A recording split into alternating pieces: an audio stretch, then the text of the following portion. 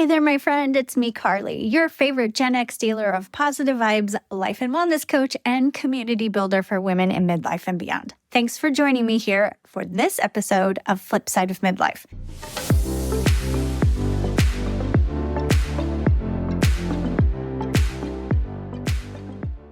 I'm talking about ease all month long. If you received my email this week, you know that I'm talking about boundaries. Boundaries you set with others. And here in this episode, I'm sharing 2 boundaries you can set with yourself to help create ease. These boundaries help you create an awareness of when you are over-explaining and when you are pushing yourself too far and pulling yourself away from a state of ease. I'm guessing that you can think of situations where you have found yourself over-explaining. Whether it's a time when you said no, a request you were declining, or you made a mistake, and you just keep talking and talking and talking. I know I can think of many examples of this, my friend.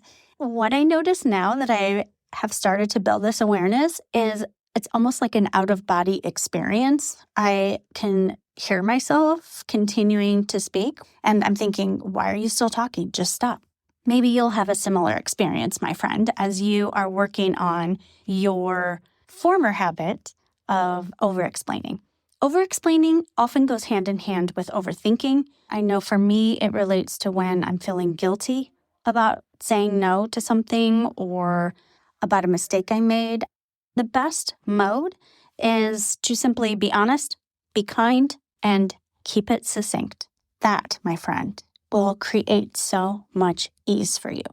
The other boundary I want to mention today that you can set with yourself is when you find yourself pushing too far.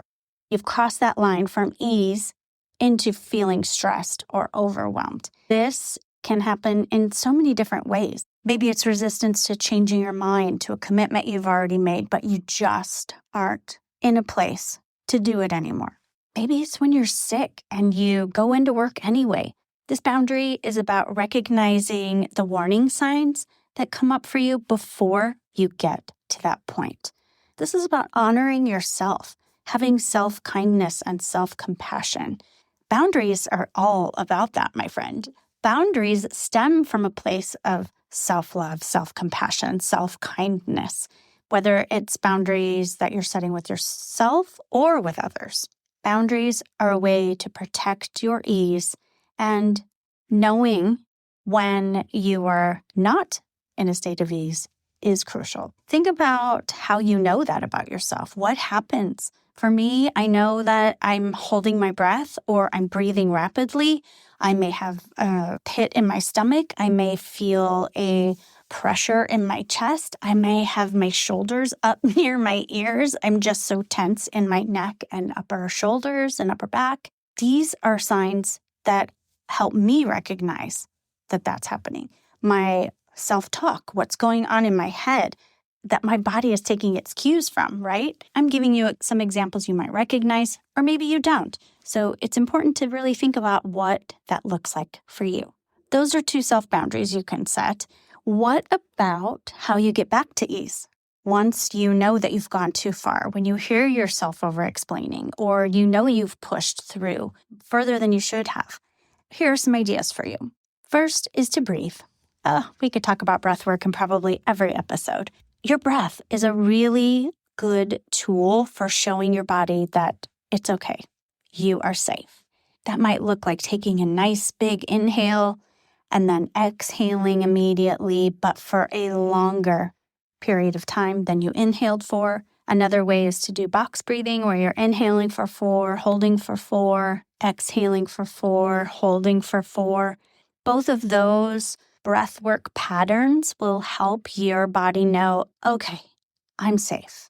Probably my favorite way to find ease is to get outside. Actually step out a door, feel the sun on your face, feel the breeze, hear the snow crunch. And if you're unable to actually get outside, then find a window. Look for green spaces. Look for details that you see in nature. Look in the sky. Look at the clouds.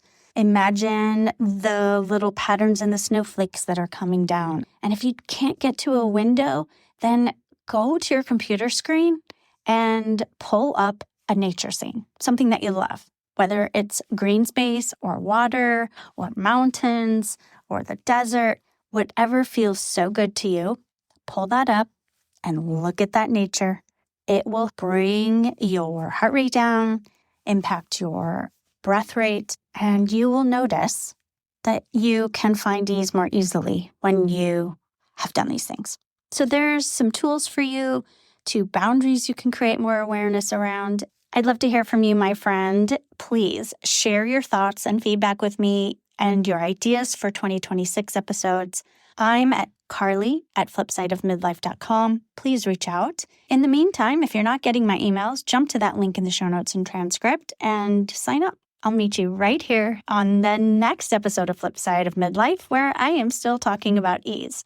Take care, my friend. Be well.